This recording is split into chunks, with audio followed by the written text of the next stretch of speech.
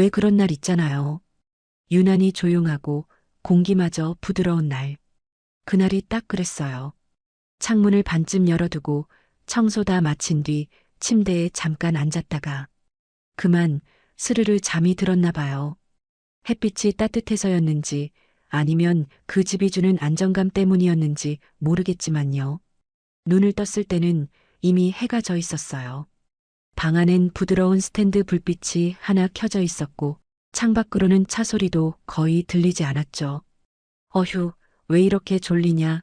김서방도 늦는다 했으니 10분만 더. 그렇게 중얼거리며 다시 이불 속으로 몸을 파묻었어요. 그리고 잠시 후 무언가 따뜻한 기운이 곁으로 스며드는 게 느껴졌죠. 처음엔 꿈인 줄 알았어요. 현실과 꿈의 경계가 희미해질 만큼 몸이 너무 피곤했거든요. 하지만 그 온기가 점점 가까워지자 저는 눈을 뜨지 못한 채 숨이 멎은 듯 굳어버렸어요. 어딘가 낯설고 어딘가 익숙한 온기. 숨결이 너무 가까워서 그제야 깨달았어요. 사위가 착각하고 있다는 걸. 사연을 이어가기 전 구독과 좋아요 부탁드립니다. 감사합니다. 54살, 제 이름은 서은옥입니다. 한때는 남편의 아내이자 또 한 아이의 엄마로 살았던 사람이죠. 저는 초혼이었지만 그 사람은 중학생 딸이 있던 재혼남이었어요. 사람들은 다들 말렸어요. 굳이 그런 집에 들어가서 고생은 왜 하냐고요. 하지만 저는 그 사람을 정말 사랑했어요. 그 딸 아이까지도요. 딸 나연이가 처음 절 이모라 부르던 날이 아직도 기억나요. 쑥스럽게 웃던 그 얼굴이 참 예뻤죠. 전 엄마라는 말을 강요하고 싶지 않았어요. 그저 함께 밥을 먹고 얘기하고 챙겨주는 걸로 충분했으니까요. 그렇게 10년을 살았습니다. 누가 봐도 평범하지만 제겐 그게 참 소중한 시간이었어요. 그 사람은 3년 전 병으로 세상을 떠났습니다. 그날 이후로 저는 한동안 아무것도 손에 잡히지 않았어요. 하지만 시간이 지나면 사람은 또 살아가더라고요. 지금 그 아이는 결혼해서 4년차 부부가 됐어요. 친딸은 아니지만 저는 여전히 엄마로 남고 싶었습니다. 그래서 가끔 전화를 해요. 엄마, 집에 김치가 없어요. 그럼 저는 그 말 한마디에 마음이 벌써 그 집으로 가 있죠. 빨래며 청소며 밀린 집안일이 눈에 선하거든요. 저는 종종 맞벌이 부부인 딸 집에 가서 청소를 해주곤 합니다. 밀린 빨래며 설거지며 집안일이 제대로 될 리가 없으니까요. 처음엔 그저 도와주는 마음이었어요. 하지만 언제부턴가 그 집에 가면 괜히 긴장이 되더라고요. 사위인 연호는 늘 예의 바르고 조용했어요. 퇴근해서 돌아올 때마다 어머니 오셨어요? 하며 미소를 짓는데 그 웃음이 어쩐지 따뜻했어요. 딸아이보다 말이 통할 때도 있었죠. 커피를 내려주거나 소소한 얘기를 나누는 그 시간들이 이상하리만큼 편했어요. 딸아이가 사위를 처음 보여준 건 5년 전쯤이었어요. 문이 열리자 낯선 남자가 서 있었어요. 처음 보는 얼굴이었는데 어쩐지 익숙한 기운이 느껴졌습니다. 혹시 누구? 그가 조심스럽게 묻길래 저도 웃으며 말했어요. 아, 나 나연이 엄마예요. 아, 정말 젊어 보이시네요. 너무 아름다우세요. 그 말에 저도 모르게 웃음이 새어나왔습니다. 괜히 어색해서였는지 오랜만에 그런 말을 들어서였는지 모르겠어요. 그날 이후로 연호를 볼 때마다 마음이 미묘해졌습니다. 어머니가 일찍 돌아가셨다고 들었는데 그에 비해 연호는 밝게 자란 듯 했어요. 굵은 성과 다정한 말투가 참 인상 깊었습니다. 오랜만에 볼 때면 어머니는 어떻게 아직 피부가 이렇게 고우세요? 묻던 그 말이 아직도 귀에 남아요. 비가 오던 날이었어요. 나연이 출장이라 대신 저녁을 챙겨주러 갔습니다. 국 데워놨어. 식기 전에 얼른 먹어. 항상 이렇게 신경 써주시네요. 연호가 웃으며 말했는데 그 미소가 참 따뜻했어요. 식사 후 설거지를 하고 있는데 뒤에서 저를 가볍게 껴안으며 연호가 말했죠. 장모님, 밥이 최고예요. 오늘도 잘 먹었습니다. 그리고는 제 손에 수건을 건네줬어요. 그 작은 행동이 이상하게 오래 남았어요. 별일 아닌데도 가슴 한쪽이 묘하게 떨렸어요. 그럴 때마다 미쳤다. 미쳤구나, 네가. 하며 스스로를 다 잡았습니다. 집으로 돌아오는 길 버스 창에 비친 제 얼굴을 한참 봤습니다. 은호가 정신 차려. 나연이 남편이야. 그렇게 스스로를 다독였지만 그 다짐은 금세 희미해지더군요. 연호가 보여준 따뜻한 말 한마디, 그 작은 배려들이 자꾸 제 마음속에 스며들고 있었어요. 그날도 딸에게 전화가 왔어요. 지방으로 출장을 가는데 김서방도 아마 늦을 거라고요. 편하게 계셔도 된다는 말에 저는 편안한 옷차림으로 청소를 시작했습니다. 냉장고 청소를 시작해서 화장실, 옷방까지 쓸고 닦았죠. 날이 좋아서였는지 안방 침구도 털어 햇볕에 내놨다가 다시 펼쳐놓았어요. 그날따라 바람도 부드럽고 햇살도 따뜻했어요. 그렇게 일을 마치고 그 푹신한 침대 위에 잠깐 앉았다가 스르르 잠이 들고 말았지 뭐예요? 눈을 떴을 때 누군가의 그림자가 바로 곁에 있었어요. 처음엔 꿈인 줄 알았습니다. 하지만 순간 그 손길이 머리카락을 스치고 어깨로 내려올 때 묘한 불안이 가슴을 파고들었어요. 익숙하지 않은 냄새, 낯선 숨소리. 저는 숨을 들이켰어요. 몸을 움직이려 했지만 너무 갑작스러워 아무 말도 나오지 않았죠. 그제야 깨달았어요.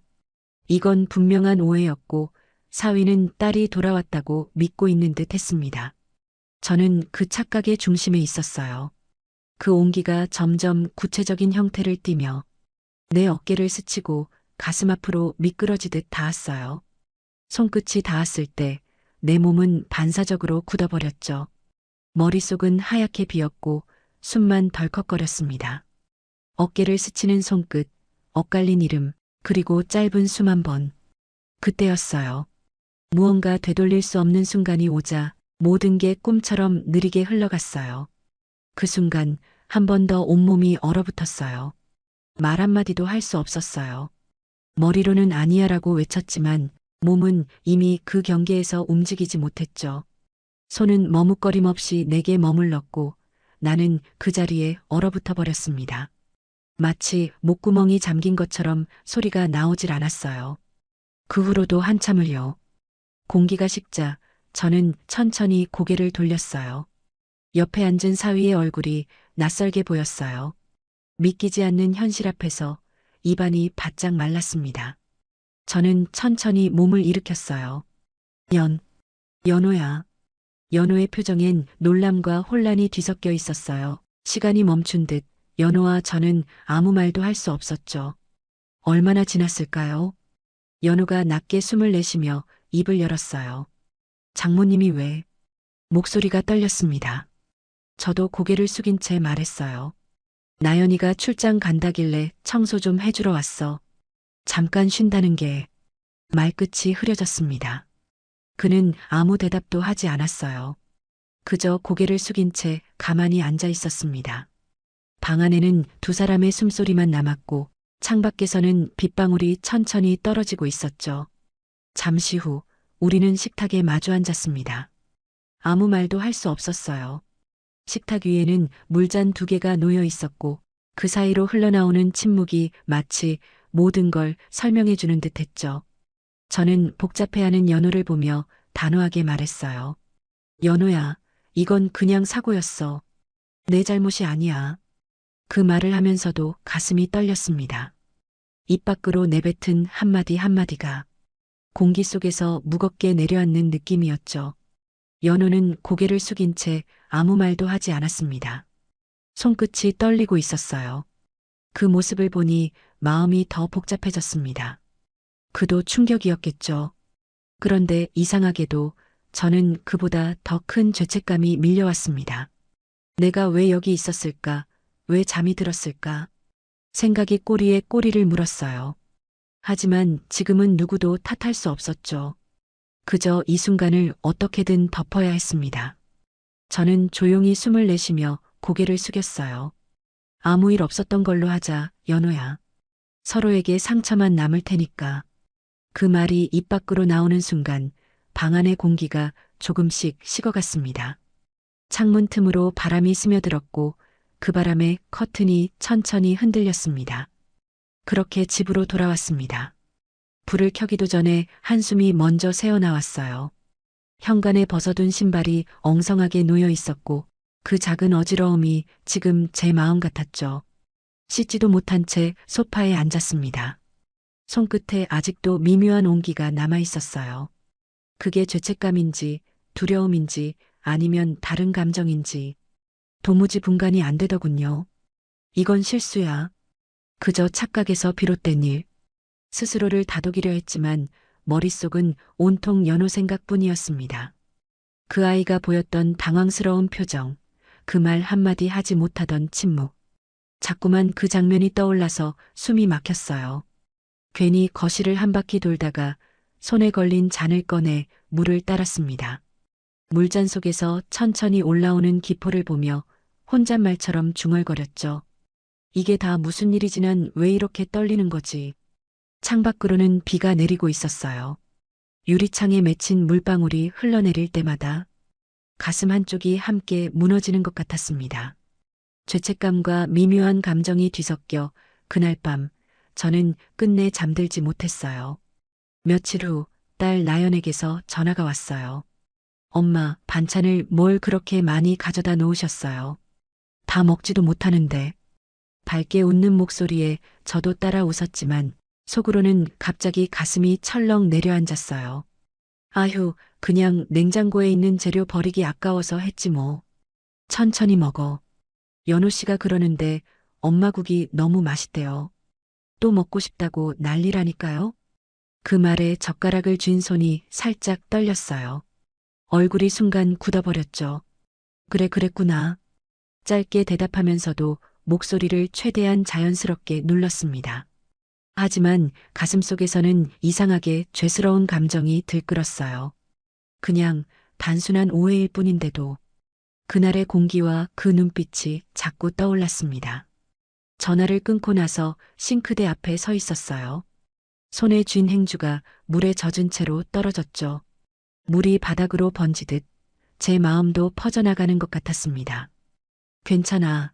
다 지나갈 일이야.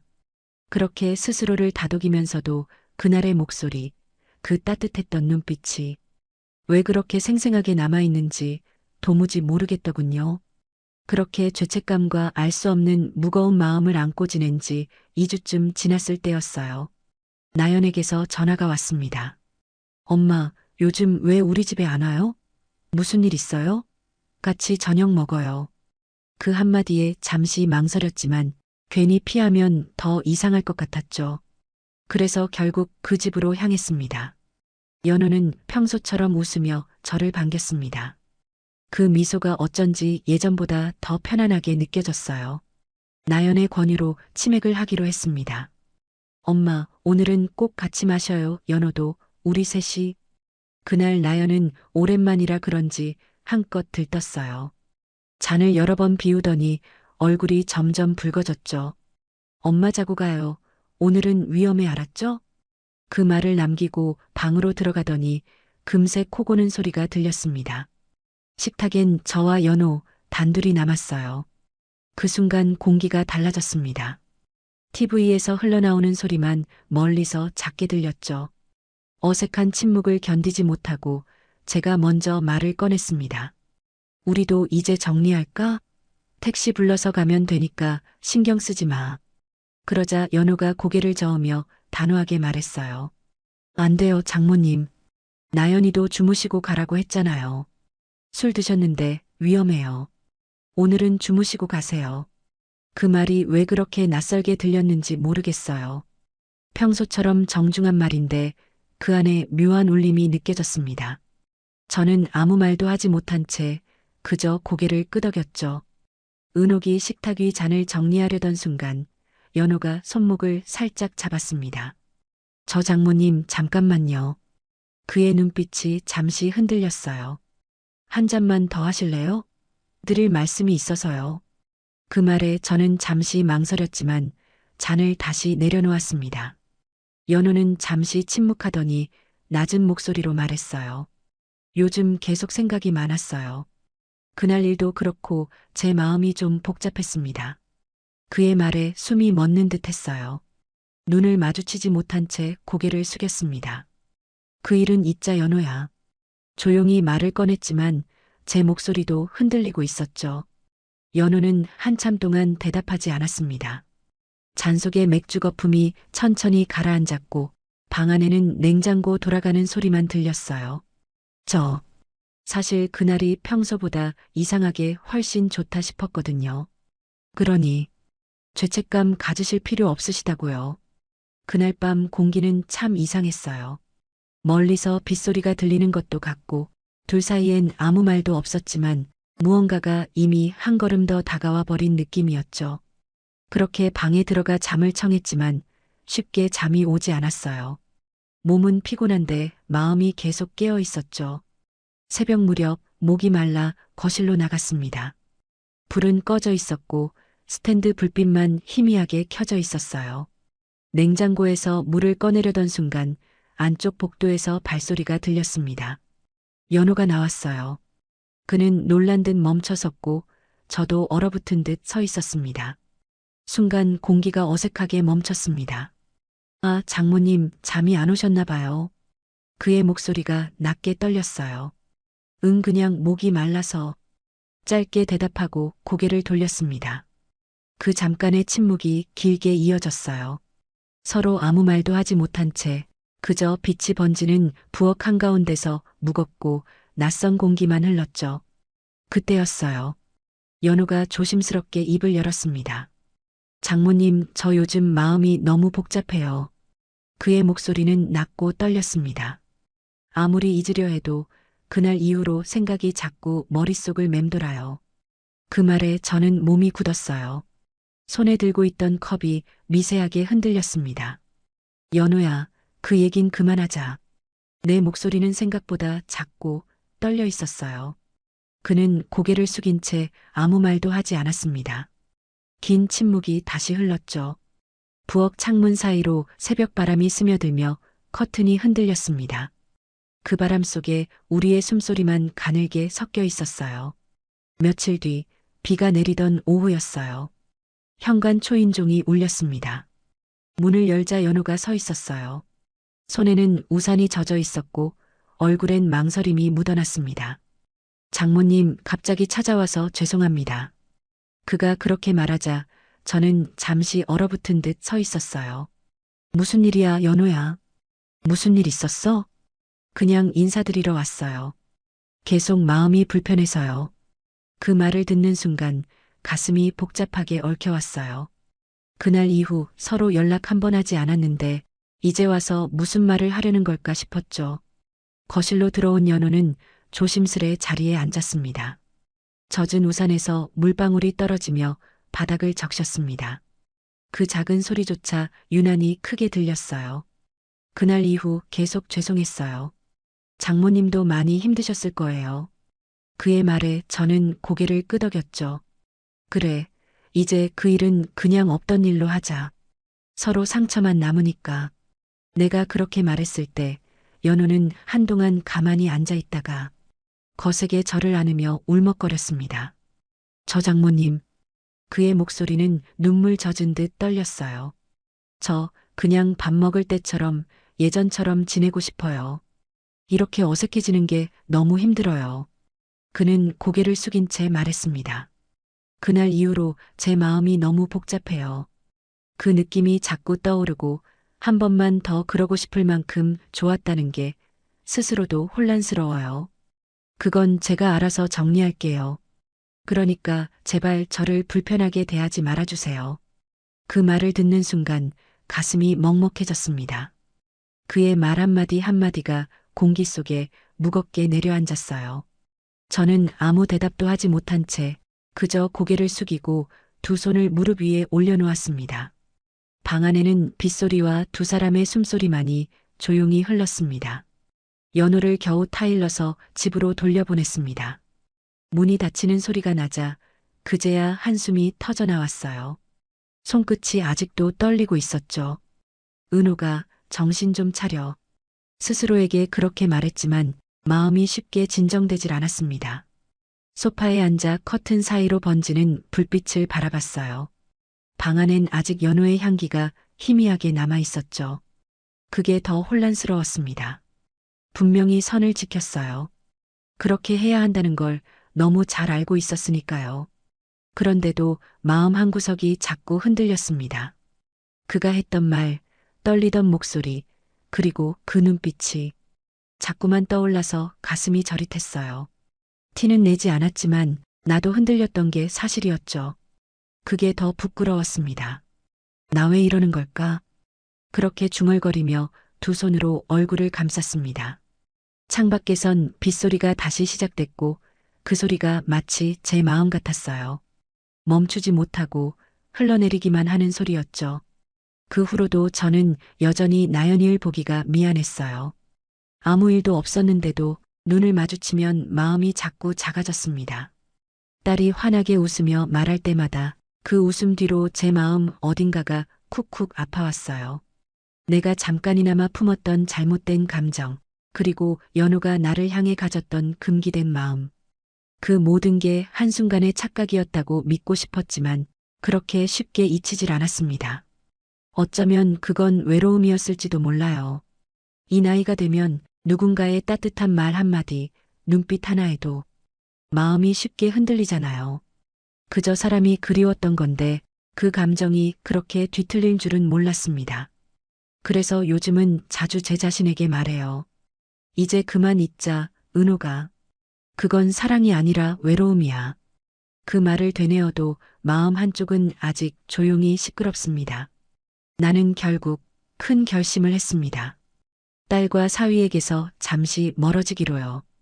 그 둘을 볼 때마다 마음이 흔들렸고 그 흔들림이 반복될수록 스스로가 미워졌습니다. 그래서 떠나야겠다고 생각했어요. 친정언니가 있는 시골로 내려가기로 했습니다. 처음엔 망설였지만 언니는 제 얘기를 다 듣지도 않고 그래 와, 같이 살자 하더군요. 그 말 한마디에 눈물이 왈칵 쏟아졌습니다. 짐이라곤 많지도 않았어요. 옷 몇 벌, 사진 몇 장, 그리고 오래된 그릇 몇 개. 도시에선 아무것도 정리되지 않았는데 시골로 향하는 길은 이상하게 가벼웠어요. 논밭 사이로 바람이 불고 멀리서 닭 울음소리가 들릴 때 마음속이 조금씩 비워지는 느낌이 들었습니다. 그래, 이렇게 사는 것도 나쁘지 않지. 스스로에게 그렇게 말했죠. 밤이 되면 별이 환히 보였습니다. 그 아래에서 혼자 밥을 짓고 밥을 먹으며 생각했어요. 이제 그만 내려놓자, 은호가. 그건 사랑이 아니었고 외로움이었어. 바람이 들창을 스칠 때마다 마음속 어딘가가 조금씩 가벼워졌습니다.